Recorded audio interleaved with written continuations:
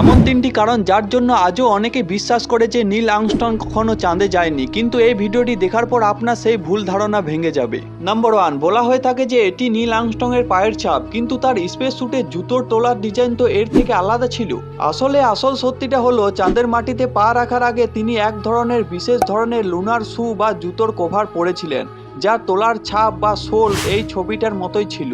Number 2, Neil Armstrong এর এই ছবিতে পেছনে আকাশে কোনো তারা বা নক্ষত্র দেখা যাচ্ছে না কেন? আসলে সেই সময়ের ক্যামেরাগুলো অতটা উন্নত ছিল না, যেই কারণে একই সাথে উজ্জ্বল ব্যাকগ্রাউন্ড এবং ফোরগ্রাউন্ডের ছবি পরিষ্কারভাবে তুলতে পারবে। এমনকি আজকের দিনও আপনি যদি রাতে ফ্ল্যাশ জ্বালিয়ে নিজের ছবি তুলেন, তবে দেখবেন পেছনে কোনো তারা বা নক্ষত্র দেখা যাচ্ছে না। নাম্বার 3, চাঁদে তো কোনো বাতাস নেই, তাহলে এই পতাকাটি নড়ছে কিভাবে? আসলে পতাকাটি হাওয়ায় নড়ছে না, বরং আর্মস্ট্রংয়েরা যখন এটা লাগাচ্ছিলেন তখন তাদের নড়াচড়ার কারণে এটা নড়ছিল। এটা বোঝার জন্য যখন ভ্যাকুয়ামের মধ্যে একটি পতাকাকে নড়ানো হয় তখন সেটি নড়তে থাকে। আপনি যদি ভিডিওটি ভালো করে লক্ষ্য করেন তবে দেখবেন পতাকাটি তখনই নড়ছে যখন আর্মস্ট্রংয়েরা সেটি স্পর্শ করছেন।